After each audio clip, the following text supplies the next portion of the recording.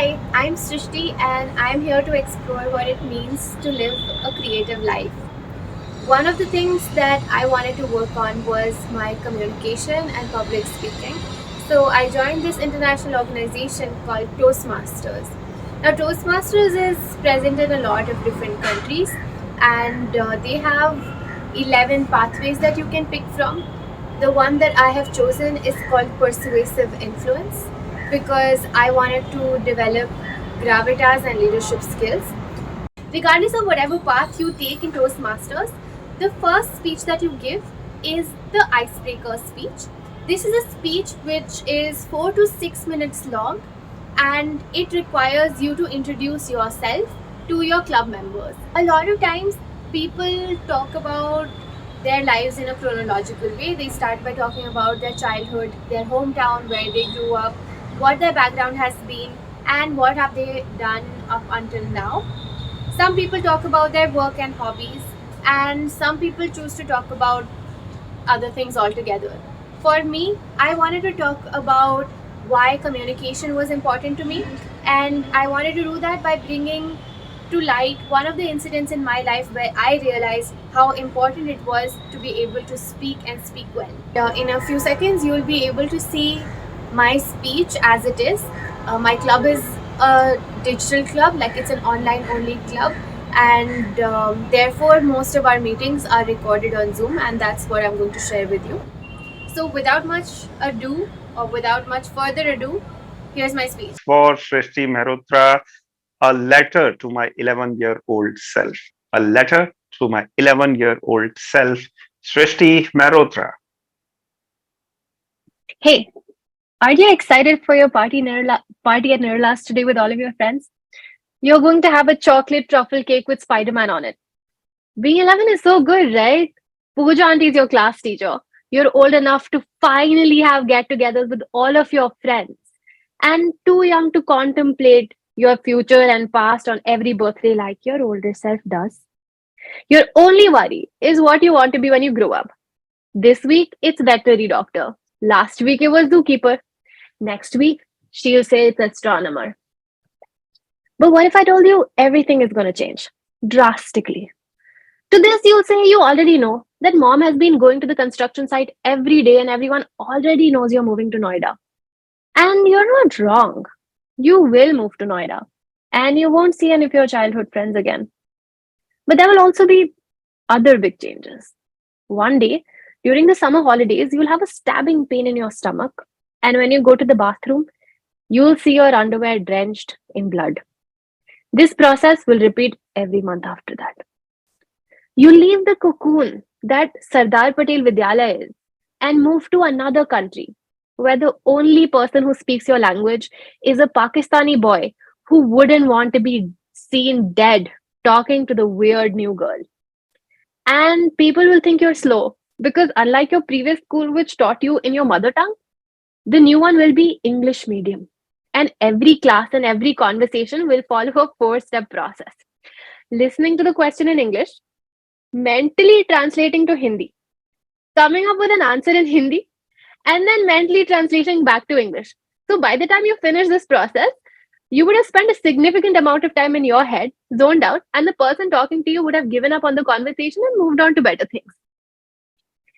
3 months into living in this new country, the geography teacher will quiz the class and ask for the name of the only country in the world with an ocean named after it. And you will, for the first time since joining the school, gingerly raise your hand in class. The teacher will call on you and you'll answer in a single word because she still can't string a whole sentence together. But before you can sit back down and feel triumphant about the fact that you bypassed the 4-step process, you'll see Ibrahim Moidin, the boy who sits in front of you, turn around and spit out the words, "Shut up, Indian."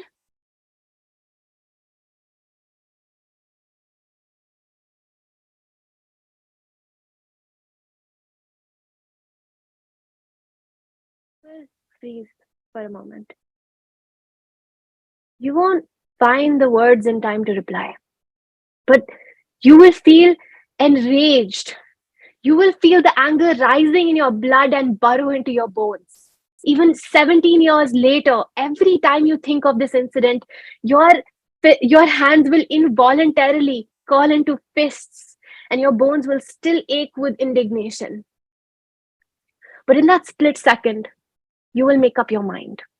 You will decide that you will master the English language, and the next time someone says anything like that, you'll be able to say something right back.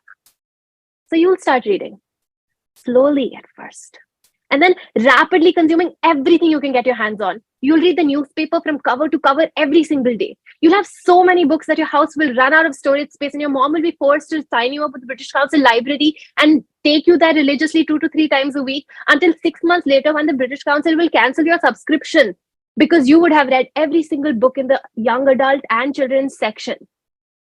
And they won't let you borrow from the adult shelves yet.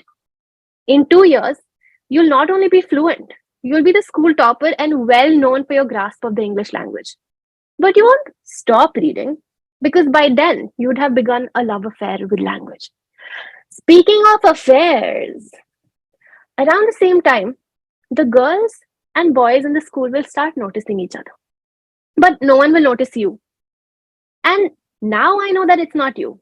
It's just that you won't match the ideal of beauty you're being compared against. Translucent pale skin, skinny waists, flat chests, and long straight hair, and you will always be the opposite. Dark skinned, hairy, heavy bodied, and frizzy head. So you'll throw yourself back into your books and become the quintessential Indian nerd. But you will own it, and the lack of attention won't bother you.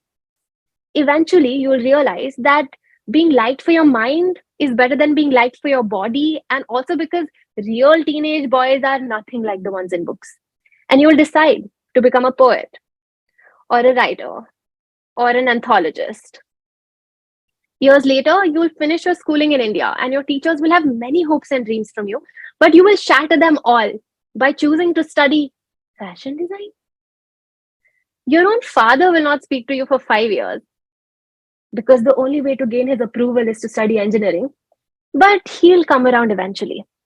You'll work in fashion, start a small business, study more design, work as a designer, and do research. All of this I can tell you, but I can't answer the only question that plagues you. I still don't know what I want to be when I grow up. Well, we still have a lot of birthdays to figure that one out. So that was my speech. And looking back at it a few months later, there are definitely things that I would change about it.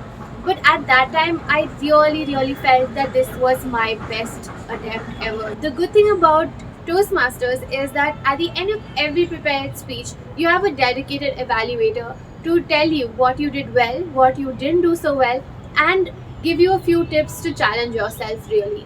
My commendations were things that I was kind of aware of, but it was good to know formally from an evaluator, which is that I was able to use vocal variation, tonal variety, and also have descriptive language. So that actually made the way I talked about the incidents more convincing and more engaging. So that was a good feedback that I received. The constructive feedback that I received was mostly centered on one theme, which is that I try to fit too many things into a short 4 to 6 minute speech. And as a result, a lot of things suffered, such as the pace at which I was speaking. Because I had a lot of ground to cover in a relatively short amount of time, I increased my speed, and as a result, I was not comprehensible in certain places, especially because this was an online meeting and due to bad network or because of otherwise lag, some of the words may not have been clear to the audience. So that is something that I need to work on and I have been working on since. The other was about having too many different stories which were not related to each other. They were kind of discrete. So the speech as a whole was a little less coherent than it should have been. And the other thing was about pauses. So because I was speaking really fast and not taking any pauses, it actually did not give the audience the chance to actually take in this speech and process it. So before they could realize what was happening in the previous paragraph, I had already moved halfway through the second one.